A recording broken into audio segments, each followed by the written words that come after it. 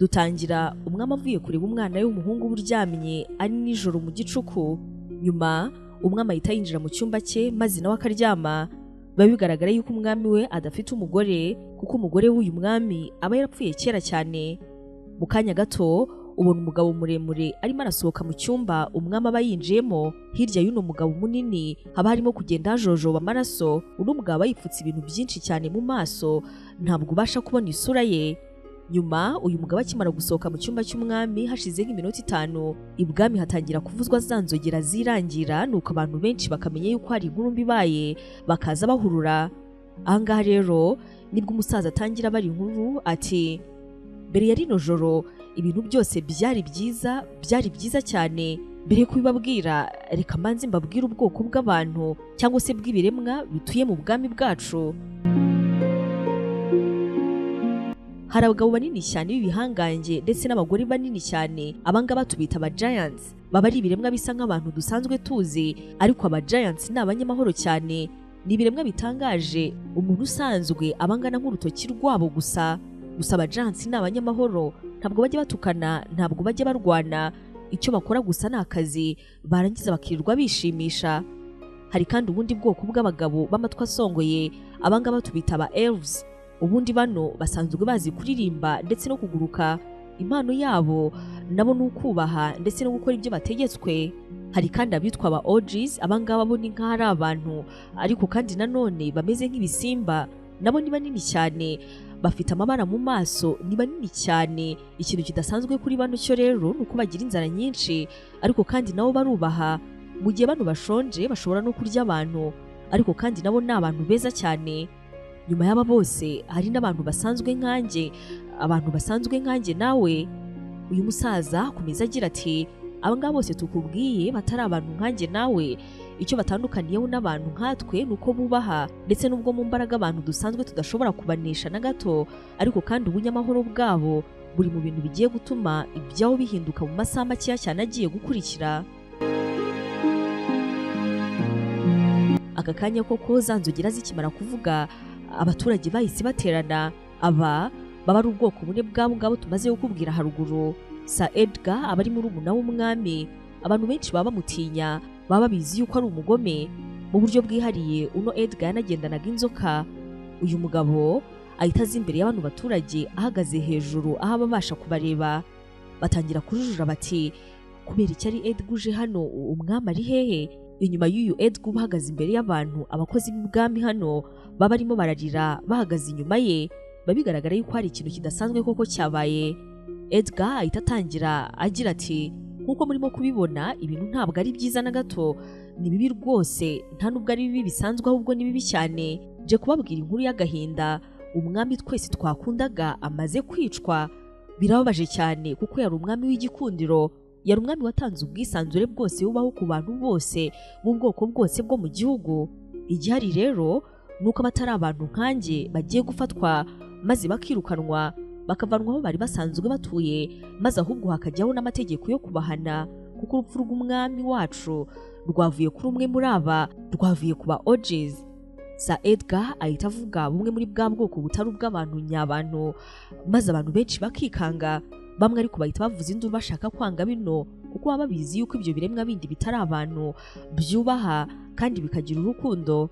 Ariko nyamara biba biri ku rundi rwego. Edgar aba yarakaye cyane, abashatse kubirwanya bose hano ahita ategeka ingabo ze maze zikabica, bikanabera abandi urugero. Abandi bantu bagenda bajujura bati, Edgar ni gute ahise afata umwanzuro wihuse gutya nyuma y'urupfu rwa mukuru we? Bamwe hano batangira no kumukeka nk'ubiri inyuma, ariko kandi bakicecekera, ntawe ushaka gupfa muri ano masaha y'ijoro. Aka kanya rero abantu ingabo ziba zateguwe zita zifata aba giants, aba elves ndetse n'aba orgies bose bagahita birukanwa mu gihugu bakajya gutuzwa mu mashyamba hirya, ari nako batangira gukoreshwa imirimo y'agahato nko guhinga, kubaka ndetse n'ibindi. Abangaba aba giants bajya gutuzwa habo, aba elves bakajya gutuzwa habo, aba orgies bo barirukanwa bakajyanwa hirya, dore ko bano nta nubwo baba bazi gukora cyane nk'abandi bantu baba basigaye. Mu gihugu hasigaramo abantu nyabantu, ariko kandi benshi baba bababaye kuko ubwo bwoko bundi bumaze kwirukanwa mu gihugu bwari ubwoko bwiza cyane bw'urukundo bugira umutima mwiza, bishatse kuvuga yuko icyo gihe hari hagiye gusigaramo abantu bagira amatiku, bashobora kwangana n'ibindi.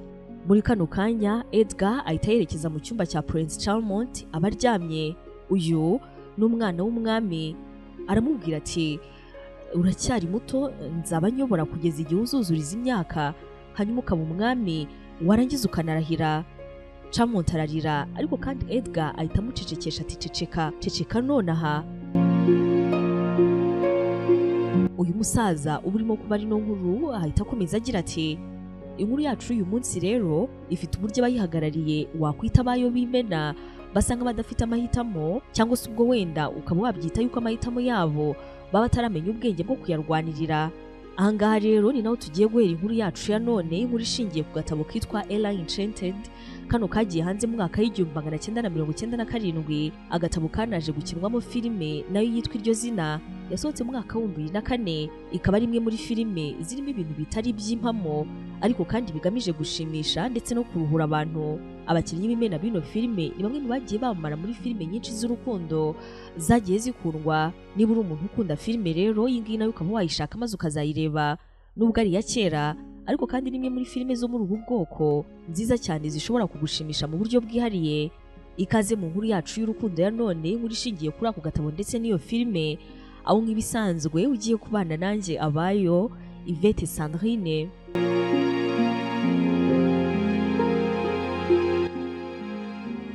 Ahantu heza cyane ho gusohokera usangira n'abawe muganira, reka nkurangire John Steps Cafe. Haba imitobe myiza cyane y'umwimerere ikozwe mu mbuto nziza kandi neza, kofi z'ubwoko bwose, milkshakes, smoothies ndetse n'ibyo kurya by'amahitamo yawe byose ubisanga hano muri John Steps Cafe. Kandi dutanga amahugurwa arimo gutegura ikawa, imitobe yose ndetse na milkshakes, aribyo bita Barista training. Dutegurira kandi ibirori bitandukanye, yaba amafunguro n'ibyo kunywa, ndetse ababyifuza mu rugo nabo tubasha kubibagezaho mu buryo bwihuse, dore ko wanadusanga kuri Vuba. John Steps Cafe wadusanga Imburabuturo ku kibuga umanuka usa nk'uwerekeza Sanzinike aho ikibuga kirangirira. Wanadusanga kandi mu Rugando ku gasoko abamotari baparika mu gahanda k'amabuye. Ku bindi bisobanuro watuvugisha kuri izo telefone. Inzu yawe, kampani yawe ndetse naho ukorera, aho hose hakeneye gusa neza byihariye, La Gloire Trading Limited ni abantu bagufasha kugera kuri izi nzozi. Ahanje kukubwira si ukuhamamaza, ahubwo ni ukuharanga. Ngwino tuguhe ya makaro yose meza cyane agezweho, ayo uzashyira mu ruganiriro, mu gikoni n'ahandi hose, PV span ndetse n'amasika n'indi miti yose irindi ikanarwanya imidite. Iyi ngiyi turayiguha maze tukanagufasha byose kubishyira mu nzu yawe. Dufite za marble nziza cyane zimwe ushyira mu gikoni maze ukagisukura byoroshye. Izi marble kandi wanazishyira muri jardin n'ahandi hose waba wifuza, kuko n'imvura ubwayo ntacyo yazitwara. Muri La Gloire ngwino tuguhe MDF body z'amahitamo yawe, kuko dufite iziri mu mabara arenga 30. Dukorana n'inganda zikomeye, kandi twe nubwo dufite ibintu byiza cyane gutya, nyamara igiciro cyacu cyo nta handi wagisanga. Turaranguza ariko tunatanga kuri detail. Gloire Trading Limited wadusanga mu Gakiriro ka Gisozi cyangwa se kwa Rwahamiremera. Akana gato k'agahinja babigaragara yuko kamaze igihe gitoya cyane kavutse, kaba karyamye mu cyo wagereranya nka berceau, karimo kararira. Uyu mwana muto w'umukobwa nyina ahita kumureba, ari nako agerageza kumuhoza. Nyina aba ari kumwe n'undi mukobwa babigaragara yuko nawe atuye muri no nzu, mu gihe hirya ku ruhande haba hari umugabo wo muri uru rugo. Akanaba birumvikana papa wa kano gahinja. Aka gahinja kaba kitwa Ella. Kano kana k'agahinja kaba karimo kurira, maze mama wako, mama Ella, gahita aza kagaterura ati Ella mwana wanjye ntukarire, ihangane ceceka. Ubwo hirya uyu mukobwa witwa Mandi uba utuye muri no nzu aba arimo kugerageza gukoresha amaji aba afite, agategeka igitambaro kuva ku meza kikaza kikaguruka, ariko kandi ntibikunde, ahubwo igitambaro gihita kiza maze kikamufuka mu maso. We na mama Ella bahita baseka, kuko nyine maji z'uyu mukobwa aba ataramenya neza kuzikoresha. Bakirimo kuvugana bino, umuyaga mwinshi uhita utangira kuvuga hejuru y'inzu yabo, maze uyu muyaga ugahita ukurikirwa n'ijwi rinini cyane ry'umukobwa uvuga nkaho yishimye ati mumeze gute bagore beza bo muri no nzu? Mama Ella ndetse n'uyu mukobwa Mandi bahita bagira ubwoba bwinshi bakikanga, bati ntabwo bishoboka yuko Lucinda yabaje hano. Mama Ella ahita afata umwana agahita amuhereza Mandy ati akira ajya kumuhisha. Lucinda atanga impano mbi cyane, rwose reka tujye guhisha umwana. Mandy ahita afata umwana yarangiza agahita yihuta akajya kumuhisha. Lucinda hano ahita yinjira mu nzu agahita basuhuza umwana bavuye kumuhisha. Lucinda ati mwaramutse neza, mumbwire rero aho umwana ari hehe. Abangabo uko ari babiri, nyina wa Ella ndetse na Mandy bahita bavugira rimwe. Umwe ati umwana ari hanze, undi nawe ati umwana yagiye kwa nyirakuru. Lucinda arabitegereza bigaragara nyine yuko barimo baramubeshya, bagahita bongera bakisubiraho, buri umwe akavuga igitandukanye n'icyo yaravuze. Umwe ati umwana yagiye kwa nyirakuru, undi nawe ati umwana ari hanze. Uyu mupfumu Lucinda arabareba akabitegereza afite umujinya mwinshi, ariko kandi ntacyo aravuga. Umwana agahita arira. Angaha rero urugi ruhita rufunguka maze umwana agahita agaragara.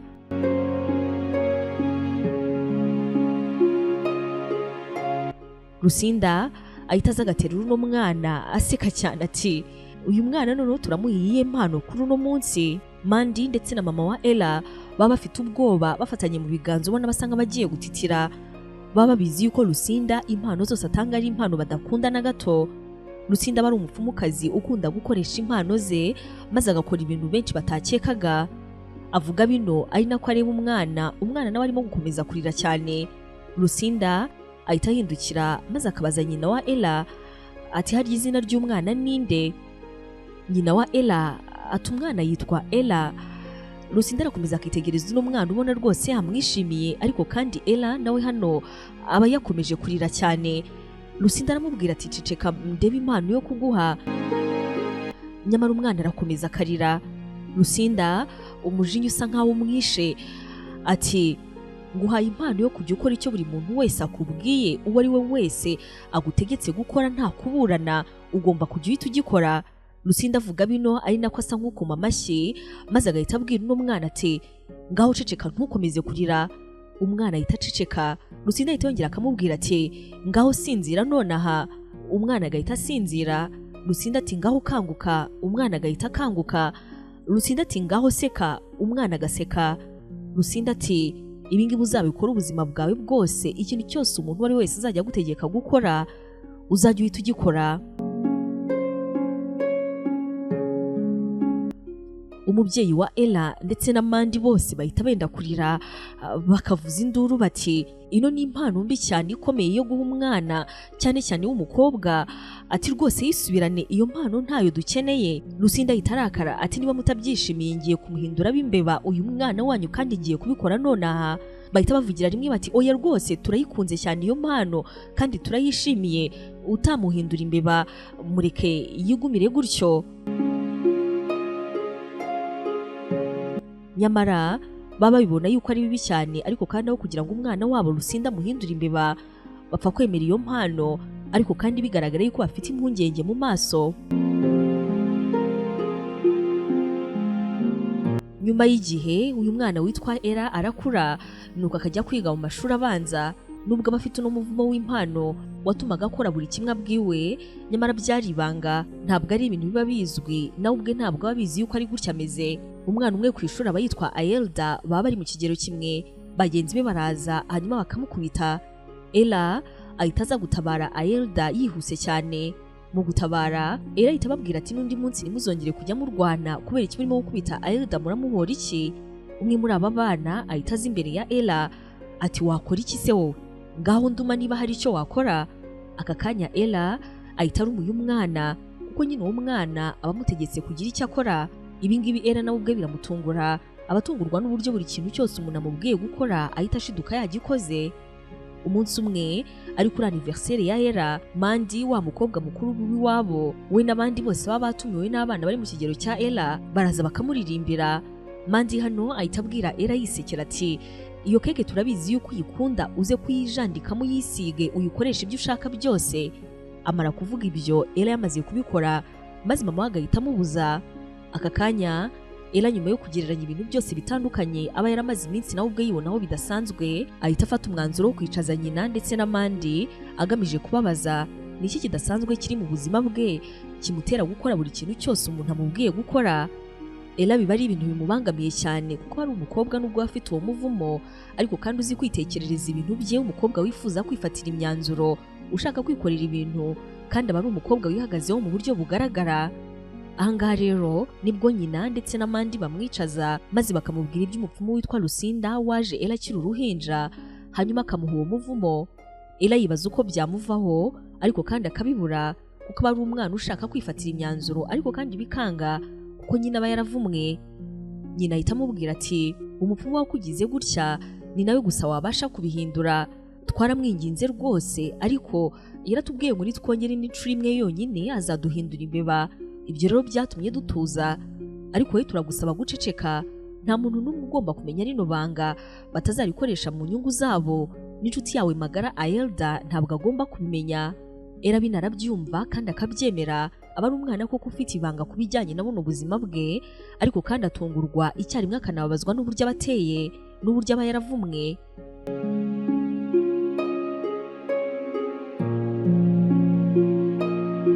Mu minsi yakurikiye Ella yageragezaga kwitoza ngo arebe ko ibyo abwirwa rwose yareka kubikora uko babimubwira 100%, gusa bikanga.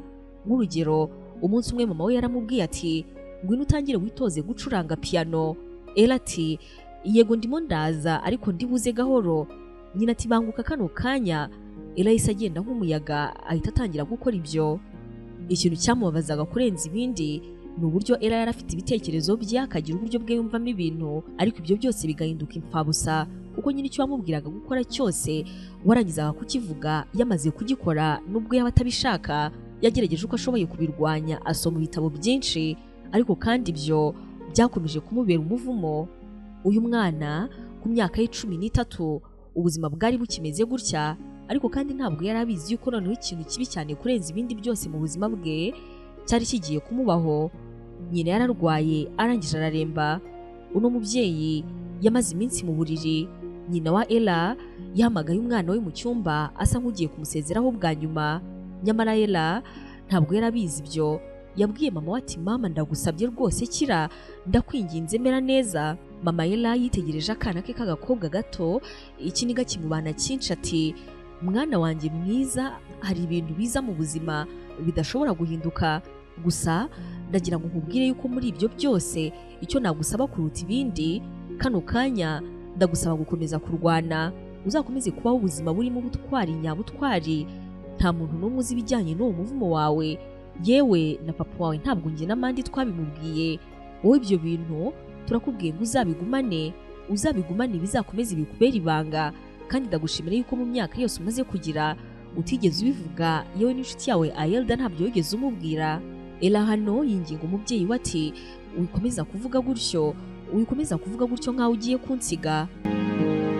Mama Ella afite ikiniga n'imbaraga nkeya cyane bigaragara, yongera kubwira umwana we ati akira kano gashenete kanjye nambaraga mu ijosi, aka gakufi ujye ukambara, niwumva umumbuye igihe cyose nzaba ndi kumwe nawe. Nongere kandi mbikubwire, ibikurimo byose birakomeye cyane kurenza umuvumo uwo ari wo wose. Uwo muvumo uwo ari wo wose umuntu uwo ari we wese yaba yarakuvumye, ntabwo urusha imbaraga ibintu bikurimo. Amara kuvuga bino, papa wa Ella ndetse n'amandi nabo binjira mu cyumba. Nuko uyu mubyeyi wa Ella agahumeka umwuka we wa nyuma. Ella n'umuryango we bajya mu cyunamo bakarira bakihanagura. Nyuma y'imyaka Ella arakura, aba umukobwa w'inkumi mwiza cyane, umukobwa w'amaso meza, useka neza, wishimye mu buryo bugaragara. Hano abarimo kwambara ka gashenete nyine yamuhaye, akimara kukambara arimo arireba mu ndorerwamo, mandi ahita yinjira muri kino cyumba. Hano nyine Ella bari, manda ahita abwira Ella ati papa wawe arashaka kukuvugisha. Ella ahita asohoka mu cyumba maze akaza akitaba umubyeyi we. Se hano ahita amubwira ati mwana wanjye rero ngiye gushaka undi mugore. Ella arikanga ati nibiki uri kumbwira? Se wa Ella ati uyu mugore ni umukire mwana wanjye, ikindi kandi yakunze uwundi we, afite abana 2 b'abakobwa, numva yuko rero muzaba inshuti magara. Ukeneye umugore muri ino nzu nubwo wakuze, ariko uracyakeneye inama z'umuntu w'umubyeyi.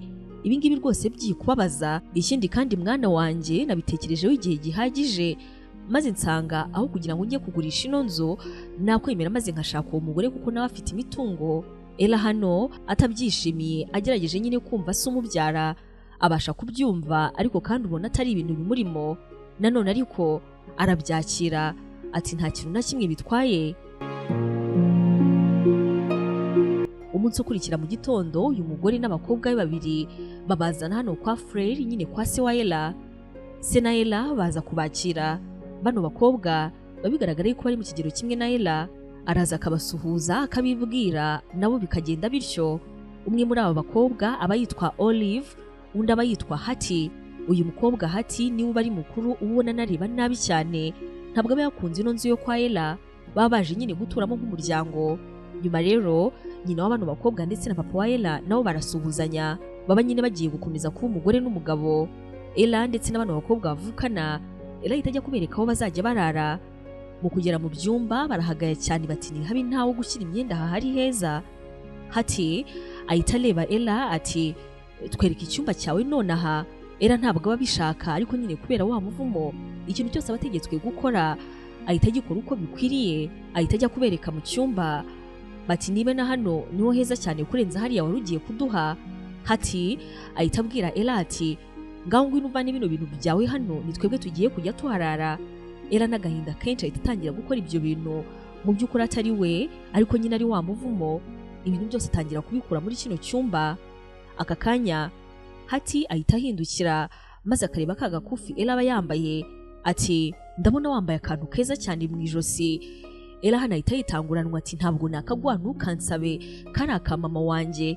Abasa nk'urimo kurwanya yuko uno mukobwa koko atakamusaba. Nyamara Hati ahita akora ibyo ati zana hano ako gakufi nonaha. Ella ahita akavanamo kano kanya agahita akamuha, ariko kandi akagira ikiniga cyinshi akenda kurira. Hati kano kanya nawe agatungurwa nuko kuva yaza hano ibintu byose yategetse n'umukobwa gukora arimo aragenda arabikora. Ku rundi ruhande ariko Olive murumuna wa Hati ibyo ngibyo ntabwo barimo kubibona, aba ari umukobwa utita ku bintu byinshi, aba ameze nyine nk'utari aho. Gusa Hati aba yamaze kubona yuko hari ikintu kidasanzwe kuri Ella. Bamaze gukora bino bano bakobwa batangira noneho kumanika ibintu byabo muri kino cyumba. Hati atangira kumanika amafoto y'igikomangoma ku nkuta. Ella arabireba ati kubera iki wumva yuko yaba mu buzima bwawe umuntu uva mu muryango wa Edgar, umuryango wadutandukanyije n'ibindi biremwa byose byo mu gihugu? Olive ahita abwira Ella ati Hati niwe mukuru wa club ihagarariye abafana b'igikomangoma. Ella ati ndabizi neza ntabwo umukundira ikindi kintu, ahubwo umukunda kuko bavuga yuko ari Prince Charmant, umukundira kuko bavuga yuko ari mwiza. Naho ubundi politike yabo mu muryango we rwose ni ibintu biteye ubunebwe n'ubute, ni ibintu bibi cyane.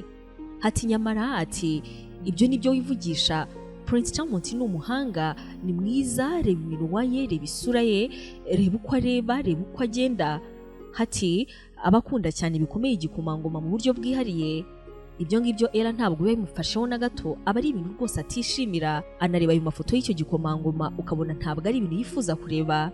Nyamara kuri ano mafoto urabyibuka uko twatangiye, Prince Charmant aba yari umwana ariko kandi hano nawe aba yarakuze. Aba ari umusore mwiza cyane w'amaso y'ubururu, w'imisatsi yizingazinze, aba ari mwiza cyane mu buryo bugaragara. Ibyo ngibyo rero nibyo Hati aba akunda cyane ndetse na murumuna we Olive, ariko kandi Ella ntabwo aba abikozwa. Aba yarabajwe n'uburyo Sir Edgar, uyu nguyu nyine akaba uncle wa kino gikomangoma, aba yaragize igihugu akirukana bamwe mu bari batuye muri kino gihugu. Umunsi ukurikira se wa Ella aza kumusezera. Abangaba bombi se ndetse na Ella baba barimo kuvugana. Uyu mubyeyi abwira umwana we w'umukobwa ati umwana wanjye ngiye kugurisha no masaha yose ubona mfite, ariko kandi ndabikwijeje yuko umunota isaha ya nyuma nzaba maze kuyigurisha rwose nzahita ngaruka. Ati ndabizi ntabwo ari akazi keza kandi ntabwo ari ibintu byiza rwose kugusiga, ariko umwana wanjye ngomba gukora kugira ngo tubone amafaranga, nta yandi mahitamo mfite. Ella binarabyumva nuko yarangiza agasezera se, maze se akajya mu kazi. Aramubwira tuziyiteho kandi n'amanda azaba ahari, azakuba hafi mu buryo bwose bushoboka. Ella hano mu rugo b'abakobwa basigara bamuseka biteguye kumwiha kuko nyine se aba amaze kugenda, basigaranye muri runo rugo na nyina. Ella aba yiga mu ishuri rimwe na Hati ndetse n'abandi bakobwa. Ku ishuri uno munsi haba habaye debate bagiye kuvuga ku bintu bijyanye n'ingoma muri kino gihugu. Ella hano niwe utangira yisobanura, aba ari umukobwa w'umuhanga cyane mu ishuri, uzi kwisobanura, uzi kuvuga ibintu uko biri, byagera noneho kuri politike ni umukobwa yifuzaga impinduka mu buryo bwose bushoboka mu gihugu cye ku buryo yavugaga ibintu n'abarimu benshi bikabatungura. Ella hano ahita atangira agira ati ubundi mbere na mbere ibiremwa byose byahoze byumvikana, aba giants, aba elves babandi nyine bafite amatwi asongoye ndetse n'aba orgies bose bahoze ari abantu nkatwe, twese twahoze twuzuzanya, twahoze twumvikana. Ariko ubwo umwami Florian yapfaga yishwe na kimwe ngo muri ibyo biremwa nk'uko byavuzwe, nibwo ibintu byose byahindutse. Iki gihe rero nibwo Sir Edgar yahise abona uburyo bwo kwirukana abatari abantu, maze bose abajyana mu mashyamba. Ubutaka bwabo nk'uko mubizi yabugize ubwe. Ella hano ahita akomeza asobanura ati ntabwo byari bikwiriye, ibiremwa byose nyuma y'urupfu rw'umwami Florian byagombaga gukomeza bikabana kuko nyine umwami yari yarabikoze. Ahangaha rero umwarimu ahita yemera ati rwose ubisobanuye neza cyane, ngaho iha amashyi. Ella binahita bikora, abanyeshuri bagatangira guseka, ariko kandi ahita yijijisha akigira nkaho nyine ibyo yari akoze byari blague. Hati wakundaga cyane ibijyanye n'umuryango w'ibwami, ahanini kubera igikomangoma Charmont, nawe ahangaha ahabwa umwanya ngo yisobanure. Hati ati icyo nguyu duhanganye atajya abona ni uko Sir Edgar yakoze ibintu byiza cyane ku gihugu cyacu, yirukanye bariya bose hanze y'igihugu, hanyuma kandi n'aba elves yatumye baba baririmbyi, aba giant bose yabagize ibiremwa bibereye gushimisha abantu hamwe no kubakorera. None se mu gihe abo ngabo batadukorera twebwe nk'abantu twari kubaho dute? Ibyo ngibyo bitaza kuba kubwe ntabwo twari kuba tubayeho ubuzima bwiza gutya. Ella ahita yegera imbere muri no debate ati Edgar ntabwo ari umuntu mwiza kuko yagize abantu abanebwe, ntabwo twakabaye dutungwa n'ibindi biremwa binafite imbaraga kuriya, kuko nabyo ubwabyo byakabaye bigerageza kwiberaho ubuzima bwabyo. None se kuki bidutunga byo bikabaho muri buriya buzima bubi? Ella hano ahita yindukira maze akabwira Hati ati ikindi kandi nimvuga yuko Edgar ari inyamaswa, wumve yuko na Prince Charmont bose ari kimwe. Prince Charmont arakuze, yakabaye afata imyanzuro myiza cyane, none n'iki gituma nta myanzuro n'imwe afata? Hati hano ati kwita igikomangoma Charmont ngo ni inyamaswa, uri umuswa. Hati hano abagiye gutsindwa neza cyane habura gato, nibwo ahita avuga ati igikomangoma Char kizaba umwami mwiza cyane w'ibihe byose ku isi. Abakobwa hano babakunda Prince Charmont cyane, benda no kuzasara, Prince Charmont azaba umwami mwiza. Ella hano ati reka mbabwire, ntabwo nzi niba Hati arimo kuvuga kuri politiki ya Prince Charmont yuko izaba nziza agendeye ku buryo amubona, cyangwa se niba koko agendera kuri politiki iri mu gihugu. Ariko kandi niba agendera kuri politiki yo mu gihugu ntabwo bizaba byiza na gato. Igihe cyose habayeho gutandukanya abantu ndetse n'ibiremwa byo mu gihugu, ntabwo iyo politiki aba ari nziza namba. Hano Hati asa nk'usebye kuko nyine ibyo Ella bamaze kuvuga biba ari ibintu byumvikana. Hati ahita yindukira maze akabwira Ella ati byemereye yuko uri umuswa kandi kutazi ibyo uri kuvuga, wa muvumo wa Ella kano kanya ubukora. Ella nawe adatinze na gato imbere mu ishuri aba agiye gutsinda ati yego ndi igicucu ndabyemera, ntabwo mba nzi ibyo nkora. Akimara kuvuga bino, nubwo abagiye guhabwa amanota nk'uwatsinze, bose mu ishuri barumirwa bagatangira kujujura. Ella ati okay, noneho turimo gusoza, umwanzuro navuga nuko aka kanya Hati ahita asa nk'ubonye ikindi kintu kidasanzwe kuri Ella, agahita abwira Ella ati fata ururimi rwawe ceceka nonaha. Ella koko binahita bikora, agahita afata ururimi rwe agahita aceceka. Abantu mu ishuri bagatungurwa, abandi bo bakanatangira guseka. Kuri Hati abamaze kubyibonera yuko hari bidasanzwe kuri Ella kuva ku munsi wa mbere bazi wabo kugeza kano kanya. Hati hano abamaze kuvumbura ibanga ry'uko ikintu cyose wabwira Ella icyo ari cyo cyose agomba kugikora kandi uko cyakabaye. Nubwo Ella hano aba yarabujijwe kubwira umuntu ari we wese ko afite uwo muvumo, nyamara Hati kuri ino nshuro abasha kubyivumburira.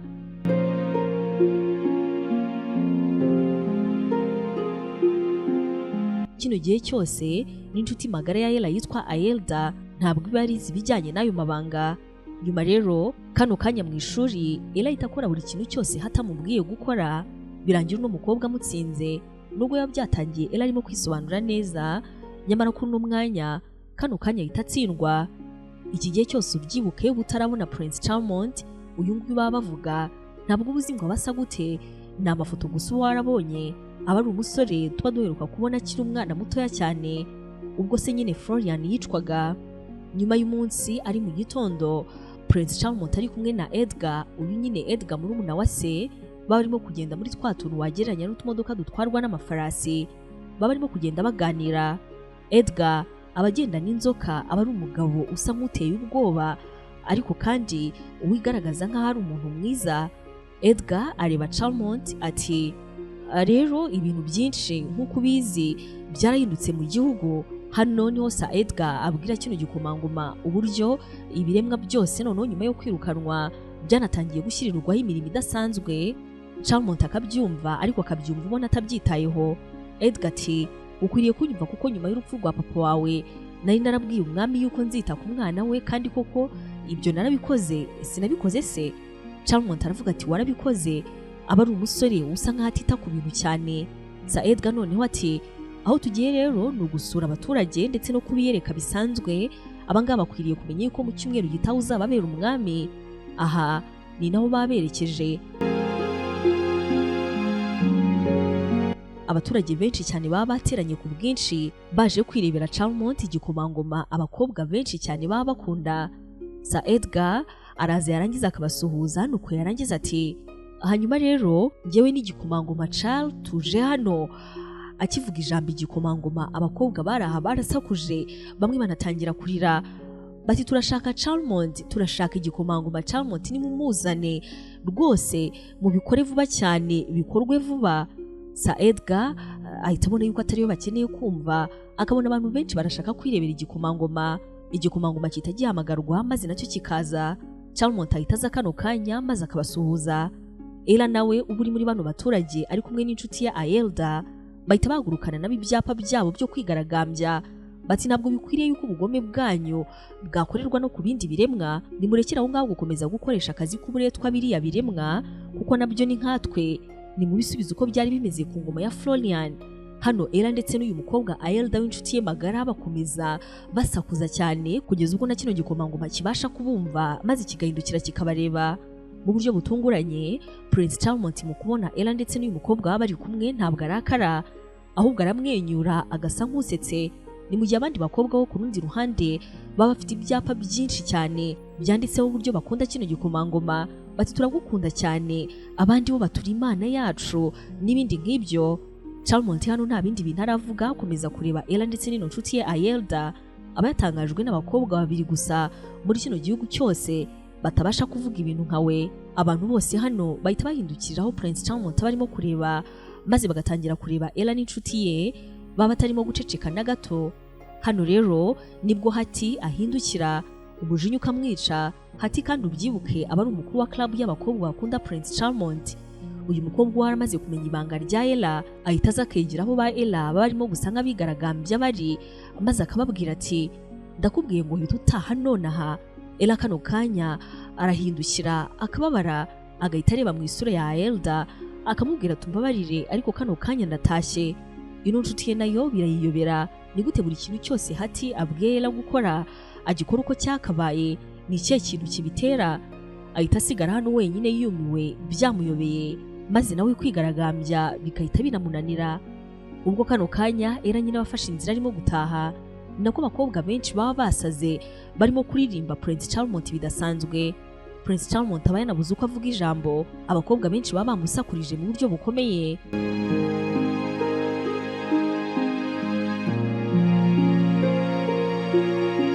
Hano Prince Charmont umukobwa umwe azamura ikiganza ati Prince Charmont ndashaka kukubaza ikibazo. Prince Charmont ati nta kibazo. Uyu mukobwa ati uzi kwirukanka bidasanzwe? Charmont ati oya ntabwo nzi kwirukanka bidasanzwe rwose ahubwo. Atararangiza ino nteruro uyu mukobwa n'abandi bahita bumurira hejuru aho yarari nuko n'umusore akabona bagiye no kumurya akiruka akabahunga kubera ubwinshi bwabo baba mukunda cyane urukundo rwihariye. Charmont ahita afata inzira nawe akiruka akanirukanka atazi aho arimo kugana. Bano bakobwa ariko nabo benshi bakomeza kumwirukankaho cyane. Mu kwiruka Prince Charmont agera mu nzira ibirimo Ella uba nawe yabwiwe na Hati gutaha. Aha Prince Charmont ahita akurura Ella ngo amukure mu nzira abikura mupfutse umunwa nuko yarangiza akamuhisha ahantu munsi y'urutare. Ba bakobwa bakomeza kwiruka inyuma ya kino gikomangoma batarimo kukireba kuko nyine aba yabihishe banamuciyeho maze bagakomeza bakirukanka.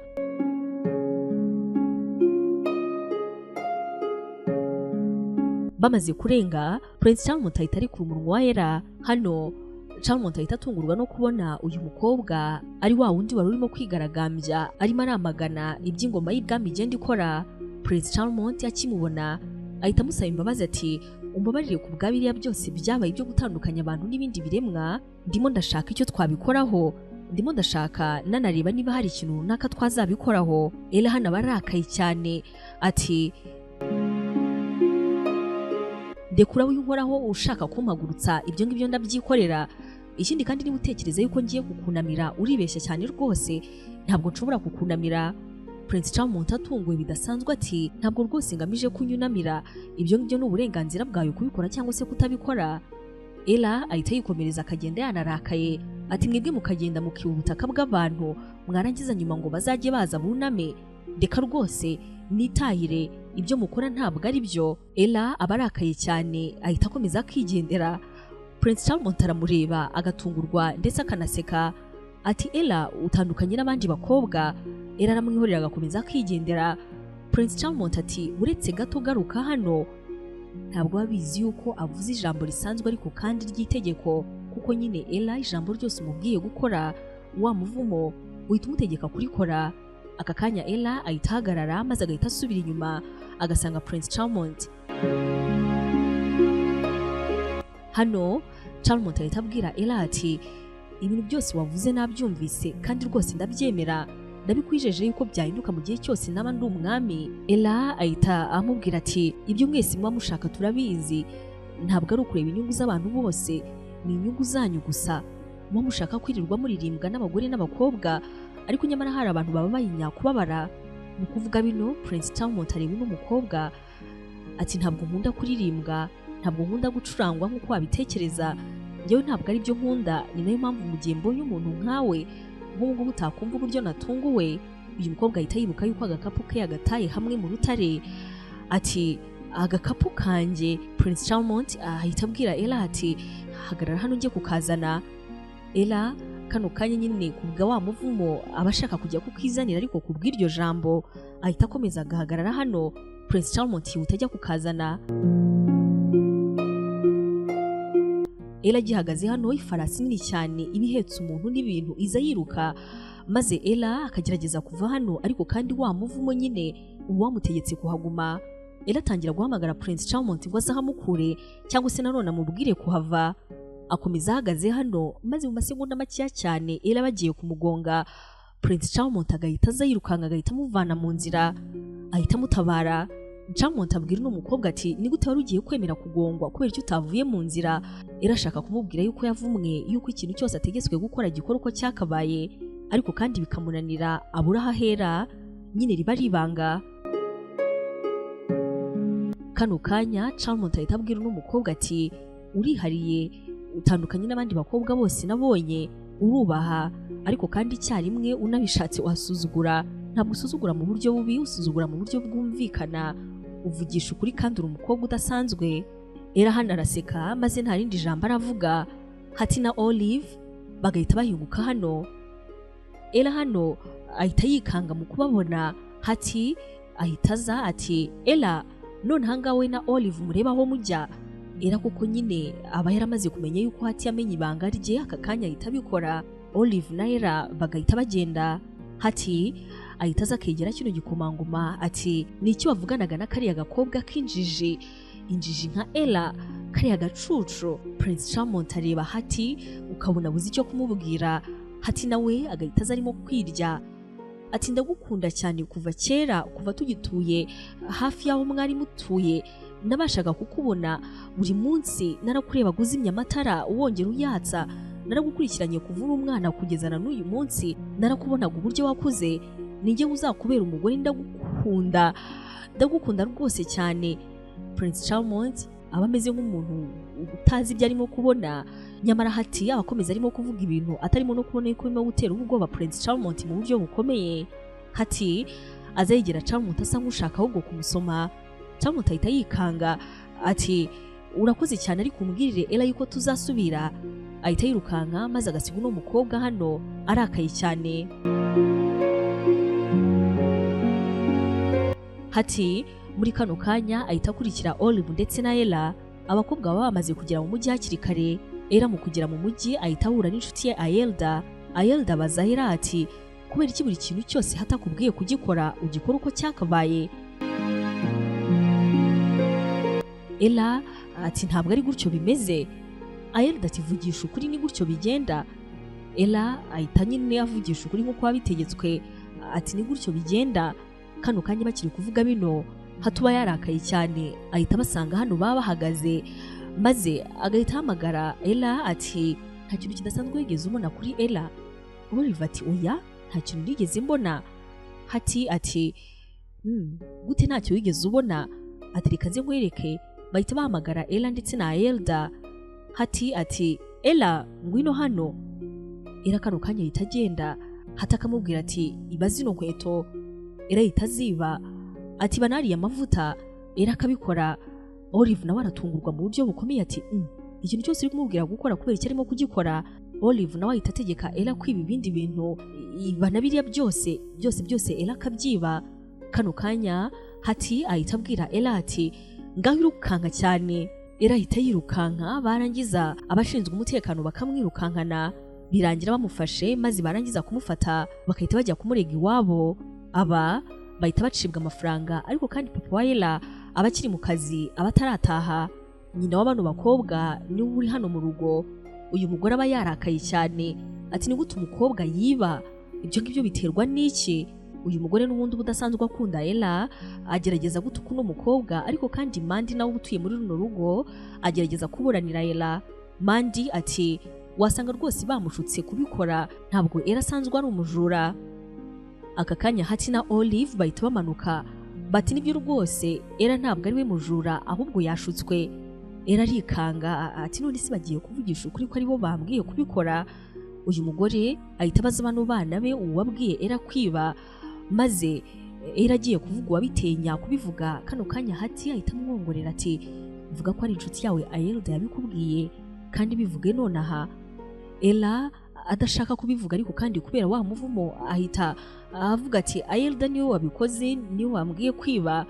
Bakiri kuvuga ibi Ayelda ahita akomanga nuko Ella bagahita bamutegeka kujya kumubwira yuko batazongera kuvugana na rimwe. Ella agenda arimo kurira nta yandi mahitamo agahita abwira Ayelda ubukomanze tumbabarire ntabwo nzongera kuvugana nawe na rimwe. Ayelda agerageza kubaza Ella impamvu ariko kandi Ella akanga nyine aba yategetswe gukora ibyo. Ayelda ava hano arimo kurira cyane yibaza igiteye inshuti ye magara kumubwira kuriya kandi na Ella nawe akababazwa nuko nta kundi yabigenza. Mandi nubwo agerageza kuvuganira Ella ariko kandi abura ukuntu abigenza agahita abona yuko nyine wa muvumo ari we wakoresheje uno mukobwa ibyo. Agahita anabimenye yuko Olive ndetse na Hati nabo bamaze kumenya iryo banga nubwo baba batazi neza impamvu ibitera. Uyu mukobwa ari nijoro arara arimo kurira. Mandi aza kumureba mu cyumba akagerageza kumuhoza ariko kandi Ella aba yababaye cyane nta kindi kintu aba afite cyo kumufasha. Kano gahinda ke Ella abwira Mandi ati ni gute nabona Lucinda nkamwingingira njyewe ku giti cyanjye nkamusaba kumvana uno muvumo? Ndabibona yuko ntacyo nkoze hakiri kare rwose ibingibi byaza nkoresha n'ibindi bibi cyane. Ella ati Ayelda niwe muntu wa kabiri nyuma yawe ndetse na mama nakundaga yari nk'umuvandimwe kuri njye. Kuba rero uno muvumo utumye mbasha kumubura nta na kimwe kitambaho mu buzima. Ella hano akirimo kurira ati ntabwo nzi icyo gukora. Mandi araza agafata mu biganza by'uyu mwana ati nkeneye kukubwira ikintu ntigeze mbwira undi muntu wese. Ella ati kimbwire niba kiri buze kumfasha. Hano rero nibwo Mandi agenda maze akazana igitabo kinini cyane. Ati kino gitabo umunsi umwe ubwo narimo ngerageza amaji zanjye nari ndi kumwe n'umusore nakundanaga nawe byarangiye nkimwinjijemo ndacyagerageza ngo ndebe uko yazakivamo gusa ubu ngubu Benny umukunzi wanjye aba muri kino gitabo. Ahita ahindukiza kino gitabo maze muri kino gitabo hakazamo isura y'umusore witwa Benny. Benny ahita atangira kuvugana na Ella akikanga akanatangira kumwenyura. Benny ati kuva mu myaka 20 ishize niwe muntu wenyine abashije kunyereka. Benny ahita atangira kuvugana na Mandi bakabwira nuko bakundana. Ella barimo kubareba. Mandi rero ahita abwira Ella ati kino gitabo rero icyo cyagufasha gishobora kukwereka amafoto y'ibintu byose wifuza hanyuma rero kikaba cyanakuyobora aho wifuza kugera. Kino gitabo baragifungura nuko bakabona aho uyu mugore uba yaravumye Ella baherereye. abari mu gace ka Giantville, agace kaba gatuyemo bya biremwa by'abantu by'ibi Giants, nyine bya bindi byirukanwe mu gihugu.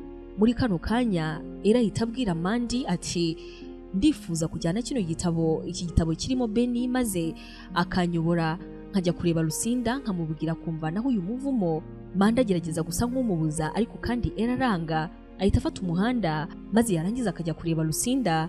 Biba ari nijoro cyane, mu nzira agenda agera ahantu maze yarangiza akabona kimwe mu biremwa by'ibi elves bagiye kukica. Uyu mu elves aba yitwa Slanen, ahita abwira Ella ati abo bantu bakubite ubarwanye maze bagende bareke kunyica, dore bagiye kunyica. Ntabwo Slanen aba abizi yuko kubwira Ella gukora bino ari ukubimutegeka. Ella kuko ahita abikora, agahita arwanya bano bantu baba bagiye kwica uyu Slanen maze akabanesha bose bakirukanka. Ella nawe ubwo aritungura, ntabwo aba yarabizi yuko azi kurwana. Slanen ahita ahamagara Ella ati ngaho ngwino nzirikure. Ella ahita agenda, yarangiza akamuzirikura. Slanen aramushimira, aturakoze cyane urantabaye, ntabwo nari nzi yuko hari umukobwa w'indwanyi ushobora kubaho. Ella na Slanen bahita baba inshuti, bagahita batangira kuganira. Uyu musore wo mu bwoko bw'aba elves nyine ufite amatwi asongoye ahita abaza Ella ati niki kiguteye kugenda kandi uri wenyine ko bigaragara yuko ushobora kuba uvuye ahantu kure. Ella yanga kumubwira byose, gusa akamubwira aho yerekeje ati ngiye muri wa mujyi w'aba Giant, ngiye kureba, ndashaka y'umuntu witwa Lucinda. Kano kanya Slanen ati niba ntacyo bigutwaye wareka nkaguherekeza. Ella aramubwira ati rwose nta kibazo, wowe se kubera icyo utari mu mujyi w'iwanyu? Slanen abwira Ella ati kuva nabaho mu buzima bwanjye ntabwo nigeze numva yuko mbereyeho kuririmba, ntabwo nigeze numva yuko mbereyeho gushimisha abantu. Yewe nifuzaga kuzaba umunyamategeko, ariko kandi kubera amategeko y'ubwami bwacu ntabwo nabashije kugira ayo mahirwe. Ella hano arababara kuko n'undi ari umukobwa warwanyije kenshi yuko abantu bavanwa mu gihugu maze bakamburwa uburenganzira bwabo. Bakomeza bagenda nuko maze bakagera mu kandi gace kaba karimo ibi OJs. Abangaba banyine ari ba bantu baba ari mu isura y'abantu, ariko kandi baba bagira inzara nyinshi cyane. Ahangaha bino bigabo binini by'ibi OJs bihita bibafata, byarangiza bikabazirika, bitangira gushaka uburyo bigiye kubateka maze bikabarya, dore ko inzara iba yarabyishe cyane nyine kubera kwirukanwa mu gihugu. Ubwo muri aka kanya ku rundi ruhande IGiKOMANGOMA Char aba amaze iminsi atazi aho Ella yagiye. Uyu munsi rero nibwo afata inzira nuko akajya iwabo wa Ella ajyanye n'ubutumire, dore ko mu minsi ibiri imbere Char aba azarahirira kuba umwami mu gihugu. Ariko kandi mu kwagera Mandy abwira Prince Char yuko Ella adahari. Prince Char abaza Mandy aho Ella yerekeje, maze Mandy ati Ella yerekeje mu gace gatuyemo ibi Giants. Prince Char arikanga ati ni gute umukobwa yijyana ahantu nk'ahariya wenyine, ko ashobora kuhahurira n'ibyago byinshi. Ahita afata bamwe mu ngabo ze maze barangiza bagafata inzira maze bagakurikira Ella. Kandi koko mu kugera aho Ella bari ahita asanga ibiwogezi byamuziritse, banabijije amazi bagiye kubateka maze ngo babarye. Prince Char ahita aza yihuta cyane ku buryo asanga habura gatoya cyane ngo bano bahite barya Ella hamwe na Slanen baba bazanye. We na bamwe mu ngabo ze bahita bamutabara. Ella arikanga cyane kubona IGiKOMANGOMA hano nibwo Ella ahita atabarwa, yarangiza akamushimira. IGiKOMANGOMA Charmont nyamara yanga kwica bano bari bagiye kwica Ella. Ibingi babiterwa nuko babizi yuko ibi OJs byari bituye neza mbere yuko Sir Edgar uba nyine yifata nk'umwami abirukana maze agahindura amategeko kugeza ubwo aba AJs babuze ibibatunga bakicwa n'inzara hafi kwifuza kurya abantu. Ella hano ahita aza ku gisebe cya Prince Charmont akagihanagura, yarangiza akanamupfuka. Ella abaza Prince Charmont ati ni ukubera iki waje kuntabara kandi kubera iki bari utabishe? Charmont hano aramusobanurira ati ntabwo nabica kuko ndabizi yuko muri kamere yabo bagira inzara, kandi uncle wanjye ni wabirukanye mu gihugu aho bari babashije kwitunga. Rero nabyumva nanjye inzara inyishe, nshobora gukora ibyo ntatekereza yuko nari mfitiye ubushobozi bwo gukora. Ella arabikunda cyane, agahita abona yuko Prince Charmont nyamara afite umutima bitandukanye nuko yabitekerezaga. Prince Charmont ati ubundi urimo kwerekeza hehe? Ella ati ndimo kwerekeza muri Giantville, hari umuntu nshakayo bikomeye. Prince Charmont ati ni gute mu buzima bwawe utigeze ushaka kunkunda kuko abandi bakobwa mu gihugu bimeze? Ella araseka ati ariko kubera iki ibyo bintu byakubangamiye? Ntabwo nagukunda nta mpamvu yo kugukunda ihari, ntabwo nkunda abantu mu kigare. Ella ahita yurira ifarasi maze na Prince Charmant nawe akurira indi na Slaney nawe akurira indi, hanyuma na zangabo za kino gikomangoma nazo zikabaherekeza. Ella na Prince Charmant bagenda baringaniye barimo kuganira ku mafarasi yabo. Ella hano nibwo avugira Slaney ati ariko nubwo mwavuze yuko aba elves baririmba, nyamara ino nshuti yanjye iri inyuma ntabwo izi kuririmba, ahubwo yifuzaga kuzaba umunyamategeko, ariko kubera amategeko yo mu gihugu ntabwo izagira amahirwe yo kwiga amategeko. Prince Charmant ati ibyo ngibyo numva yuko bizahinduka, buri kiremwa mu biri mu bwami cyose kizongera kigira uburenganzira bwacyo. Ella hano atangira kwibaza niba Edgar ari we mubi, kuko yarebaga Charmant akabona ntabwo ari umuntu mubi utumva abantu. Mu gukomeza berekeza kuri wa musozi, Ella nyine abagiyeho, Prince Charmant bagikomeje kuganira ageraho abaza Ella ati ngaho mbwira kugenda werekeza ku musozi nk'uyu ahantu nk'ahangaho ubizi yuko nta mutekano uhari, umukunzi wawe arimo gutekereza iki kubera icyo ataguherekeje? Ella hano araseka cyane ati ntabwo umukunzi wanjye yamperekeje kubera yuko nta mukunzi ngira. Prince Charmant ati oh. Ella ati wowe se wowe umukunzi wawe ntabwo abangamiwe no gusigara wenyine? Prince Charmant ati oya, ntabwo byamubangamira na gato kuko ntabwo mfite umukunzi, ahubwo mfite abakunzi benshi. Ella hano ahita asa nk'utengushywe n'icyo gisubizo. Prince Charmant ati nikiniraga nta mukunzi ngira, ntukemere ikintu cyose umuntu akubwiye ko ari ukuri. Ella hano ahita aseka maze bagakomeza kugenda baganira. Umugoroba bwije cyane birangira bageze kuri wa musozi utuyeho ibi giant. Mu kuhagera babona ibigabo binini cyane n'abagore banini cyane barebare bikomeye barimo barakubitwa n'abantu bato. Aba giant kubera kamere yabo y'amahoro baba barihoriye abantu nabo bagatekereza yuko kubareka ari uko babarusha imbaraga. Ella mu kubona binarababara cyane, Prince Charmant nawe bikamubabaza ni gute abantu banini gutya bashobora kureka abantu nkatwe basanzwe gutya bakabakura bino byose bakabagira abacakara, kandi mu by'ukuri babishatse nta n'isegonda na rito byamara. Iki giant kiba ari kinini ku buryo kinakandagiye umuntu gusa kubw'impanuka umuntu yahita ashwanyuka, ariko kandi abantu bakanga bakagira aba giant bacakara. Ella hano mu kwinjira we na Prince Charmant bahabwa ikaze na bino giant bakabishimira bakabakirana urukundo, nuko barangiza bakanabakira abo baba bazanye nabo. Ella hano ibi giant bibona ari umukobwa mwiza cyane bikamusaba kuririmba. Ella arabikora bakamwishimira. Aba giant baba ari ibiremwa byiza cyane maze bakabyina. Ella rino joro arishima, ariko kandi akibuka ko icyamuzanye ari ukureba Lucinda. Ahita agenda akegera aba giant akababaza ati Lucinda namuvana he? Baramubwira bati Lucinda ntawe uhari, ahantu hose ageze ahamara igihe gitoya cyane maze agahita hava. Ella hano arongera agafungura kino gitabo koko agahita abona Lucinda yerekeje mu kandi gace kari hirya y'ibwami, ahantu naho haba hari urugendo runini cyane. Ella akomeza gusoma akabona yuko Lucinda ahantu hose agiye amara igihe gitoya cyane. Ella arahangayika akibaza uburyo bwa nyuma na nyuma azabasha kugera kuri Lucinda kugira ngo azamuvaneho wa muvumo.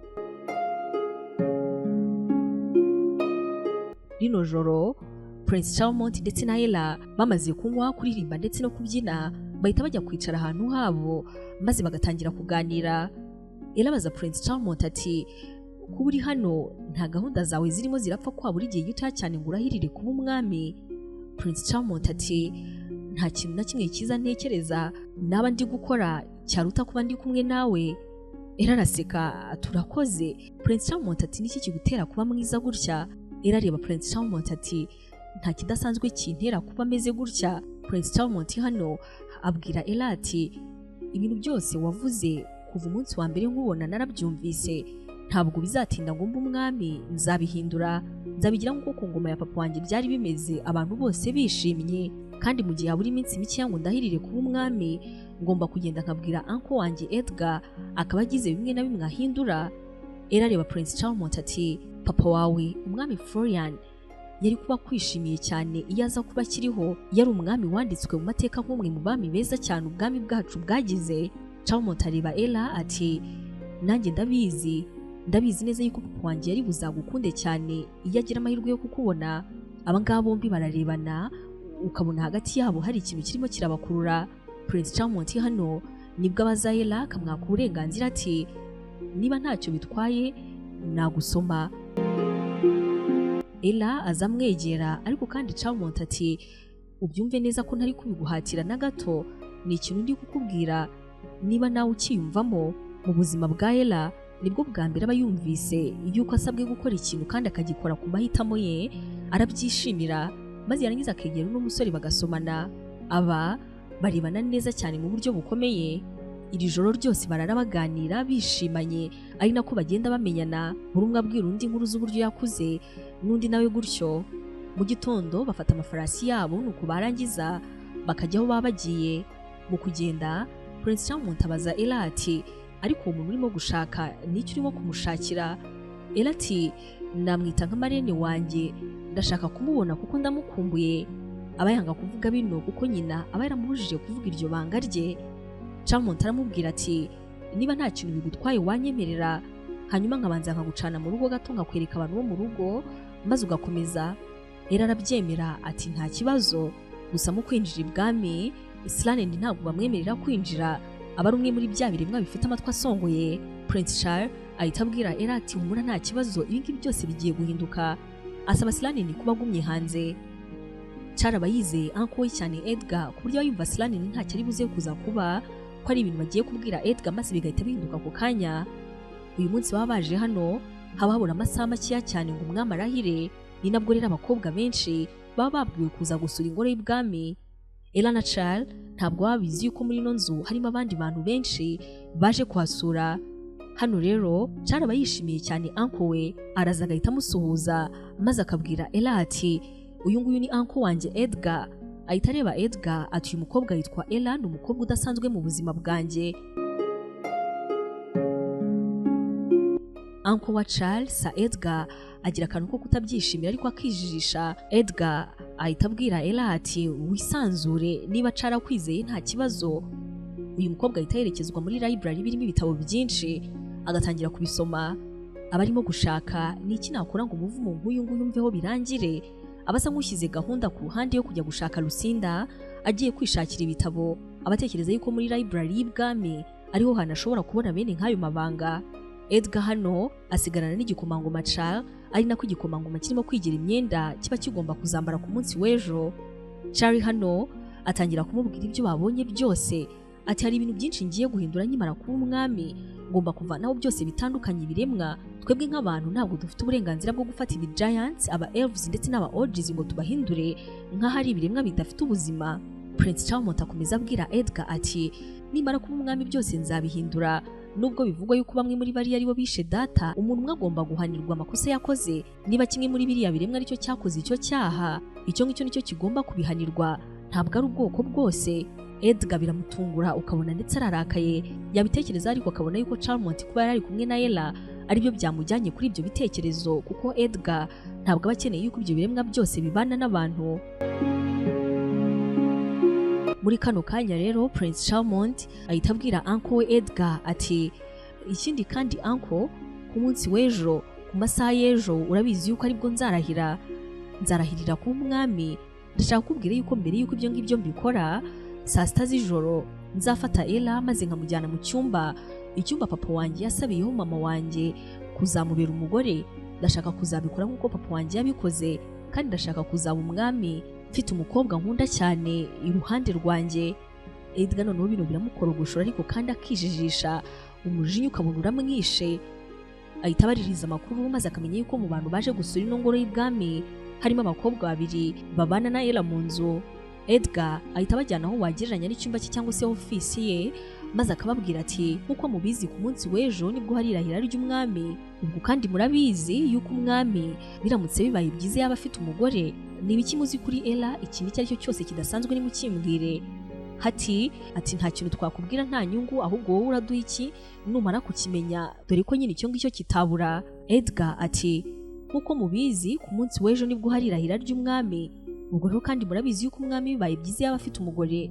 Ubwo rero nahitamo hagati yanyu kandi birumvikana, wowe Hati niwe mukuru, ubwo urumva byaba byoroshye. Aka kanya rero Hati ahita asobanura ati ntabwo nzi uko byagenze, sinzi n'intangiriro yabyo, ariko igihari nuko Ella ikintu cyose umuntu uwo ari we wese amubwiye gukora ahita agikora.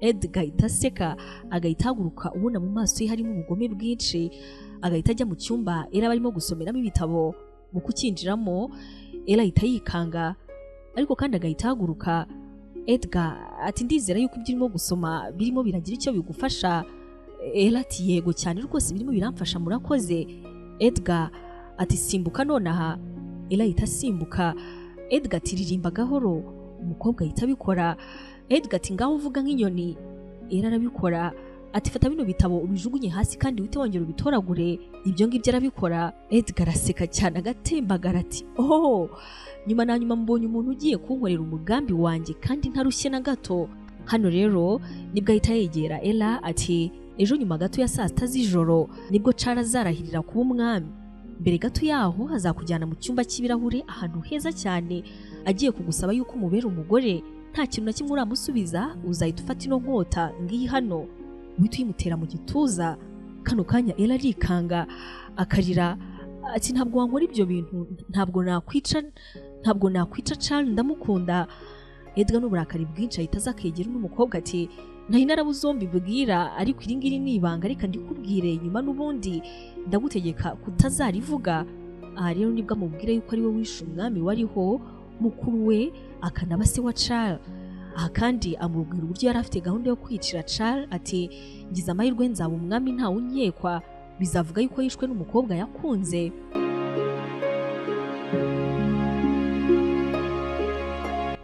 Edgar ahita areba Ella ati ndabizi uri umukobwa w'umuhanga uko biri kose narakubonaga wigaragambya hirya no hino ariko kandi ndabizi yuko uri umuntu uri aho ngaho usanzwe icyo ngusaba rero nta kindi ni ukuzica Char akava mu nzira njyewe ubwanjye niciye mukuru wanjye ndashaka kuyobora igihugu mu buryo bw'ubucakara uretse na biriya biremwa bindi navanye mu gihugu n'abantu ubwabo nibareba nabi nabo nzabirukana iki gihugu kigomba kuba icyanjye njyewe ubwanjye ngomba kuzakiyoborera kandi ibyo ngibyo ngomba kubikora Char yamaze kuva mu nzira kariya gahungu abakobwa benshi bakunda kagomba kuva mu nzira kagomba kuva mu buzima bwanjye maze nkaba umwami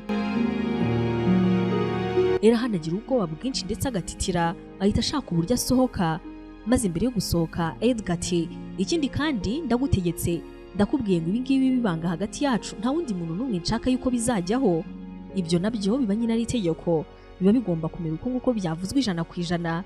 Ella ahita asohoka yihuta cyane bya bike byose aba yamaze gusoma nibyo ahita akoresha none ajya gushaka Lucinda byihuta cya gitabo cyo kumufasha nacyo agita muri no library agenda afite ubwoba bwinshi cyane ati nintagira icyo nkora ngiye gukora amahano kandi ntabishaka kano kanya abantu bose abajije bose bamubwira yuko Lucinda bataza aho ari ku munsi ukurikira buri buze kwira maze agakora ibyo nyine yategetswe gukora Ella kirimo gushaka Lucinda ahura na Slanen uwo arasigaye hanze ati Slanen ndashaka kukwaka ubufasha bwihuse kandi ubabarire ntuze kumbaza impamvu kuko ntabwo nabasha kuyikubwira hano rero bahita bafata inzira maze bakagura iminyururu minini cyane nuko Slanen akajyana mu ishyamba Ella akamuzirika mu buryo bukomeye kuva mu ijosi kugeza hasi ku birenge amuzirika ku giti kinini cyane hano Ella yarangiza agahita abwira Slanen ati hanyuma kandi icyo nakubwiye ngo ntuze kugira ikintu mbaza ariko kandi ndagusabye genda ubwira mu bwoko bwawe bwose aba elves bose utekereza yuko bafite imbaraga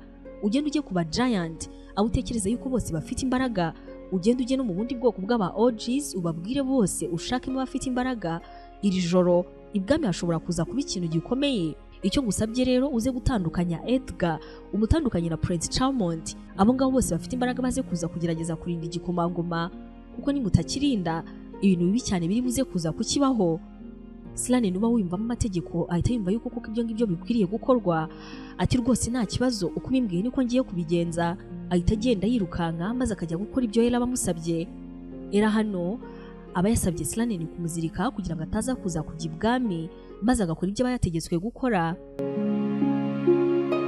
amasaha akomeza kugenda akura ari nako ibwami nyine ibirori bikomeza byo kwitegura yuko Char arahira maze akaba umwami Edgar araza akegera Charmant ati wa mukobwa wavugaga kuri buze kuza gusaba yuko mubana arahagana he ko ntawe ndi kubona Charmant nawe bafite agahinda abibona yuko Ella nyine atari hano abasa nk'uwiruhukije ko amasaha arimo gukura kandi aziritse ko atari buze kuza kubasha kujya gukora ibyo nyine aba yategetswe gukora nyamara muri kano kanya wa muyaga mwinshi waje ubwo Ella yarakira agahinja uhita wongera ugahuha Lucinda ahita ava muri uno muyaga yarangiza akagwa imbere ya kino giti yari abaziritseho.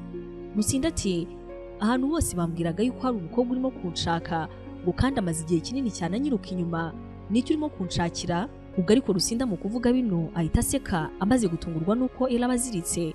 Ati niki cyaguteye kuba uziritse nonaha? Lucinda nta mutima mubi ahita akoresha amajize maze agahita atatanya bya binyururu binini biba byaziritse Ella kuri kino giti. Ella kano kanya aba ameze nk'umuntu utaziritse. Ella ati Lucinda, ndashaka yuko utwara umuvumo wawe ukareka nkaba umuntu usanzwe, ndakwinginze. Hashize igihe kinini rwose mufite, ndakwinginze wumva niho namaze igihe kinini cyane ngushaka. Lucinda araseka atahubwo ni gute umukobwa mwiza nkawe bakuziritse ku giti ukaba wambaye imyenda mibi gutyo, kandi ubizi yuko ibwami hari ibirori birimo igikomangoma kidafite umukunzi. Lucinda ahita akuma amashyi maze Ella agahita yibona mu gakanzu keza cyane k'umweru n'utu make-up twiza cyane. Ella ati ndakwinginze mfasha, avugira hejuru ati ndakwinginze. Arangiza kuvuga bino Lucinda arimo kwiririmbira ati ndakubwiye ahubwo wowe fata inzira werekeza ibwami ujye muri biriya birori, ureke gukomeza kwizirika hano, dore nta kintu na kimwe urimo kumara hano. Ella hano ahita arira agahita abona yuko nubwo yari yagerageje uko ashoboye kose ngo ntajye ibwami ariko kandi birangiye bibaye. Agahita anayibona yuko nyine wa muvumo kimuriho, dore ko nyine Lucinda amara kuvuga bino yanamaze kwigendera. Ella nawe akerekeza ibwami. Mu kuhagera yerekeza muri sale maze Char mu kumubona akaza yiruka akamuhobera, ahita amufata ikiganza ari nako amwerekeza muri cya cyumba cy'ibirahure. Saa sita z'ijoro zihita zigera. Char hano ari kumwe na Ella ahita atangira ati kuva nakumenya wahinduye byinshi, wamfashe nk'umuntu, uranyumva, umbera ikintu numvaga mbura mu buzima ndetse no mu mutima wanjye. Muri aka kanya mbabarira ngo usabe wemere maze uhitemo kuzaba umugore wanjye kuko ndagukunda.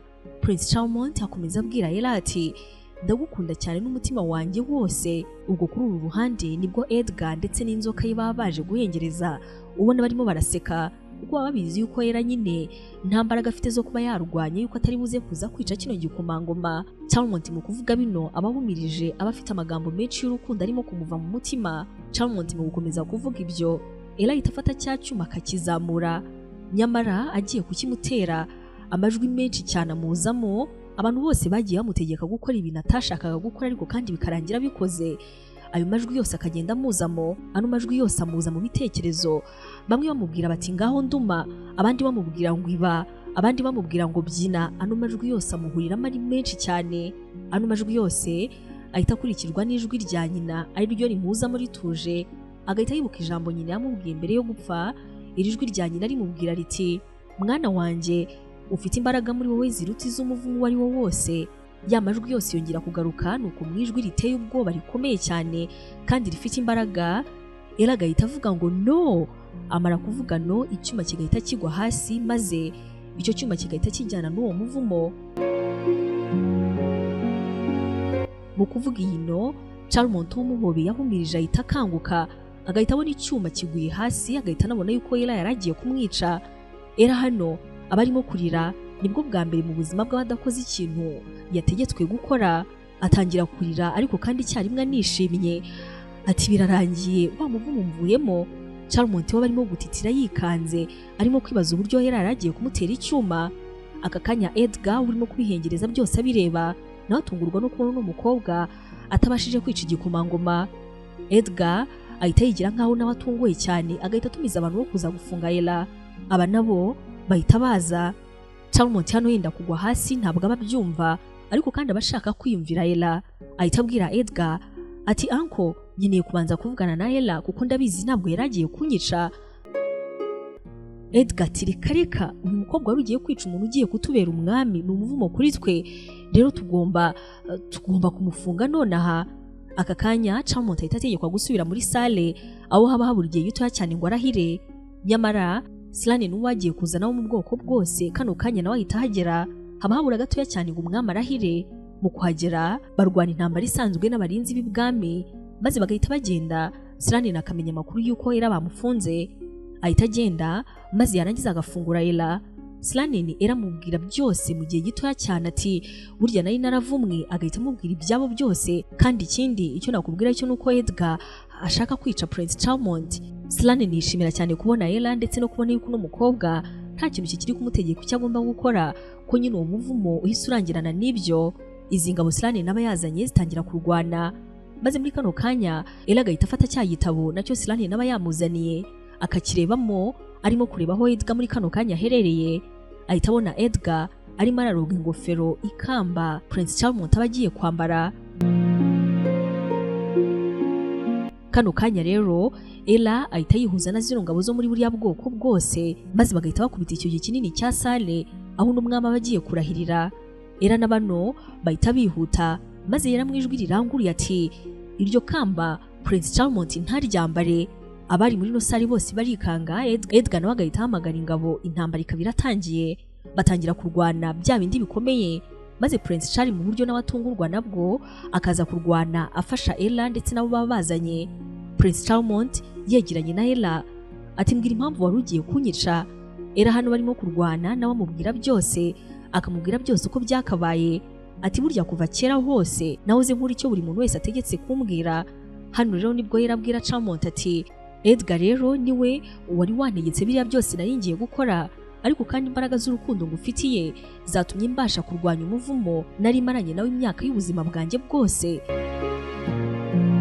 Charmant azinga amarira mu maso ati, ntabwo bishoboka, Edgar ashaka kunyica.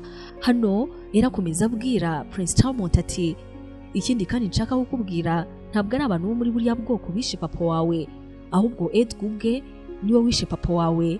Charmant bino bimutera umujinya mwinshi, agahita asakuza ati, Edgar niwe wishe papa? Kubera iki wishe papa wanjye? Edgar ufite umujinya kuko ingabo ze ziba zirimo zirarwanywa bikomeye, atanibuka yuko ari imbere y'abantu. Ati, nyine yari ari mu nzira yanjye, yari umwami kandi ninjye wavukiye kuba umwami. Mu kuvuga bino ni njyewe ugomba kwambara ino ngofero. Ahita afata ya ngofero ubwo aba yirogeye, agahita agwa hasi, ibye kano kanya bigahita birangira. Charmant ashimira Ella yuko amutabariye ubuzima. Ella nawe ati, watabaye ubuzima bwanjye inshuro nyinshi nashobora kukubwira, kandi kubw'urukundo watumye ngukunda ubashije kumvanaho umuvumo w'ubuzima bwanjye bwose. Hano Prince Charmant ahita ahobera Ella bikomeye. Hati ndetse na Olive bahita baza, baba banga cyane Ella mu buryo bukomeye. Hati ntabwo abazi yuko umuvumo wamaze kuva ku ruhande rwa Ella, maze Hati agahita aza akizi yuko wa muvumo ukiri kuri uno mukobwa. Ati, ndakubwiye ngo uva hano kandi ntuzongere na rimwe kwegera Prince Charmant ureke kumuhobera. Ella arahindukira, yarangiza agaseka Hati cyane, agahita ahubwo nakurura ka gashenete kaba yaramwatse, maze agahita yongera akakambara. Hati ahita amubwira ngo upfukama. Uyu mukobwa agaseka ati, ntabwo urimo kwibona yuko ibyo ngibyo byarangiranye n'imyaka ya kera, ntabwo rwose bizashoboka yuko nongera kuba watekerezaga yuko ndi we. Ibyo byararangiye, sigaye ndi Ella wigenga, ntabwo nyiri Ella ugengwa n'ibitekerezo byawe.